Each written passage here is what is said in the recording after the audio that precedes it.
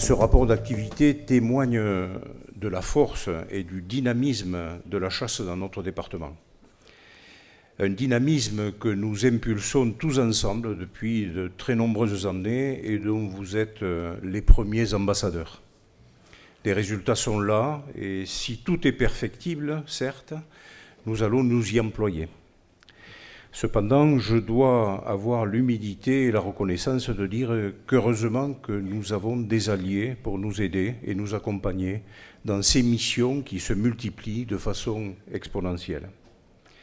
Merci au conseil départemental et à sa présidente Hermeline Malherbe pour l'écoute et la compréhension dont elle a su faire preuve lors de nos dernières rencontres.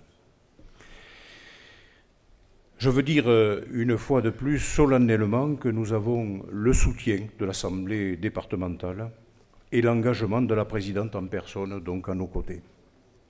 Les décisions d'ailleurs de la commission permanente du 31 mars donc, en sont la preuve.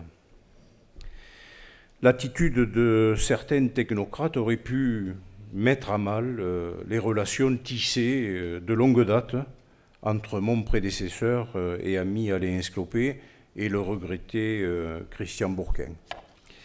C'était sans compter sur la vigilance et la pugnacité de Michel Garcia, avec lequel je me suis régulièrement entretenu, parfois à des heures indues, pour faire avancer donc les dossiers. Ton humilité dut-elle en souffrir, cher Michel, donc au nom du monde cynégétique catalan, donc reçois toute ma reconnaissance. Le conseil régional et sa présidente Carole Delga sont également toujours à nos côtés au travers des financements de plusieurs dossiers. La présence de M. Baraillé atteste bien sûr de cet engagement. Et ce n'est pas l'entrevue que la présidente de région a accordée au président des fédérations de chasse et de pêche d'Occitanie qui va altérer mon analyse. J'en veux pour preuve les engagements pris par la présidente de région en faveur de la chasse, mais aussi de la pêche. Et pour en témoigner en totale transparence, j'ai relevé deux de ces phrases. Quand j'entends certains dire qu'il faut arrêter la chasse, cela me fait bondir.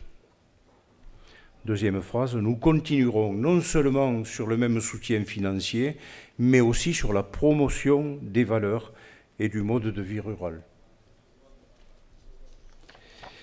On ne peut pas être plus clair. Monsieur Baraillé, je sais que vous contribuez avec Max Aliès donc, à ce travail de fond, aux côtés de la présidente, en faveur de la chasse en Occitanie. Nous y sommes très sensibles. Enfin, je me dois de remercier les services de l'État, la DDTM, l'OFB, en passant par les services de la DDPP et ceux de la réglementation et des polices administratives, avec lesquels je suis très heureux d'entretenir les meilleures relations. Dois-je vous le rappeler, l'État adopte le principe de neutralité vis-à-vis de ses interlocuteurs. À nous de continuer de lui démontrer le sérieux de nos travaux, de nos argumentaires pour continuer à bénéficier d'une écoute attentive et objective. Les administrateurs, le directeur, les personnels et moi-même, nous y sommes employés tout au long de cet exercice. Je vous remercie de votre écoute pour ce compte rendu d'activité.